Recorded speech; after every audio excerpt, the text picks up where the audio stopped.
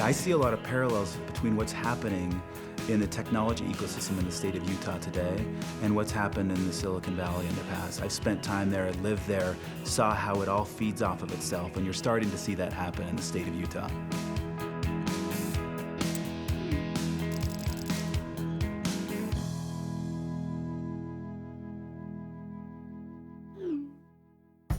For a large investment, such as a fabrication facility like we have here, these facilities are typically about $3 to $4 billion. There are many variables that goes into our decision for what we call site selection. Utah offers us a very stable government, very strong regulatory and tax structure, and Utah offers one of the most competitive rates in utilities. And most importantly, is really the workforce and the employees who really make this possible.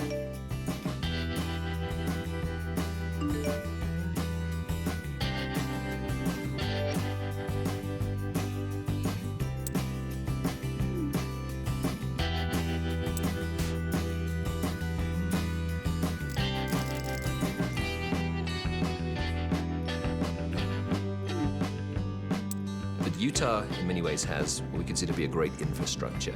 It has a great educational pipeline. That means that it's turning out students that are high caliber. It has a very business-friendly government, and it has a very deep talent pool of video game developers, a kind of a rich heritage.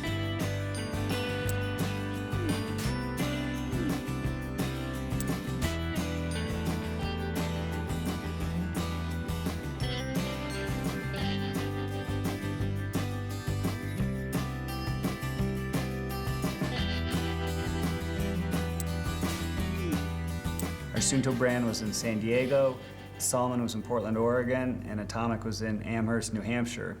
And we needed a central place to put all these businesses. And immediately Utah came to mind because we are in the ski business and it is the best skiing in the world, in our opinion. So we put Utah on the map, but we knew economics had to drive our decision. So after doing a lot of due diligence, it was really clear that Utah was the choice. The cost of living here for our employees was substantially lower. The cost of doing business was about 30% less than some of the other cities we looked at. And then finally, the lifestyle was fantastic, both in the winter for skiing and riding purposes, but also in the summer for trail running, tennis, golf, and other great sports.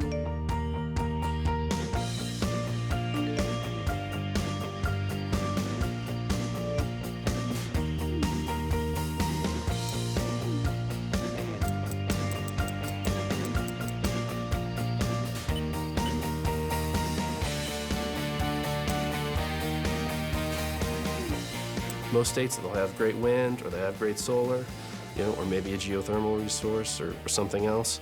I mean, Utah's got a fossil resource, they've got a geothermal resource, there's a solar resource, and of course there's a wind resource here. And that's rare. So it's a good place to be.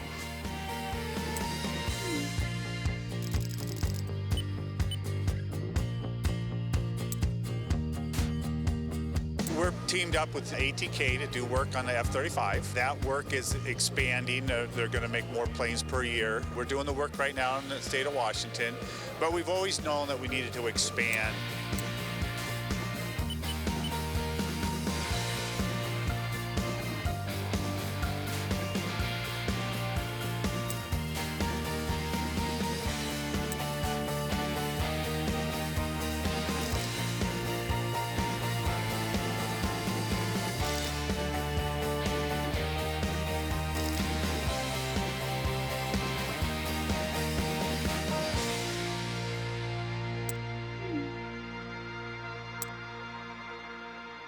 Coming up next, the governor of Utah comes on Taking Stock. He's going to explain how his state has rocketed to the #1 spot on the Forbes list of states to do business in. Well, we've tried to create a very business-friendly environment here where the entrepreneur can have success and capital can come and invest and have an opportunity to receive a reward from that investment. We've lowered our tax rates. We have regulation reform. We're trying to empower the private sector to do what the private sector does best. Our job is to keep government off your backs and out of your wallets.